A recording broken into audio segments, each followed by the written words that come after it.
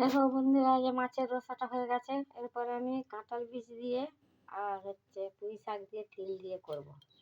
এ দেখো বন্ধুরা, কাঁঠাল বীজ, আলু আর পুঁই শাক দিয়ে দিয়েছি। এটা দিয়ে তিল দিয়ে করবো। একটু হলুদ গুঁড়ো, একটু লঙ্কা গুঁড়ো দিয়েছি, দিয়ে নাড়াচাড়া করে দিচ্ছি।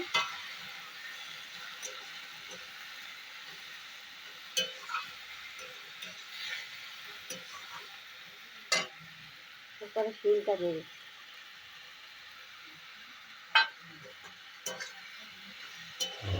এটা দিয়ে ভাজা ভাজা করে নামিয়ে নেবো।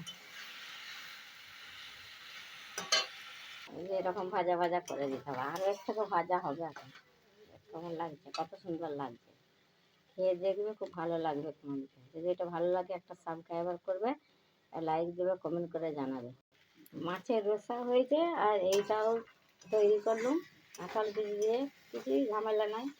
দুটো পুঁই শাক, কাঁঠাল বীজ, দুটো একটা আলু দিয়ে একটু সিটে খাইয়ে নেবে, নিয়ে একটু মিষ্টি, নুন দিয়ে তিল দিয়ে করলে, একটু ভাজা ভাজা করলে খুব ভালো লাগে। যারা পেঁয়াজ খায় তারা একটু পেঁয়াজ দেবে, যারা খাওনি তারা নিরামিষ করবে। সুন্দর ভাজা হয়ে গেছে। এরপরে আমি নামিয়ে দিচ্ছি। গরম ভাত দিয়ে খেতে দারুণ লাগবে। যদি এটা ভালো লাগে, আমি এই প্রথমবার করলাম আর কি। আমি কখনো এই তিল দিয়ে পুঁই শাক দিয়ে করিনি। এতে তিল চচ্চড়ি বলে। পুঁই শাক দিয়ে, কাঁঠাল বীজ দিয়ে, তিল দিয়ে আমি প্রথমবার করলাম। বানিয়ে খেয়ে দেখবে, দারুণ লাগবে খেতে।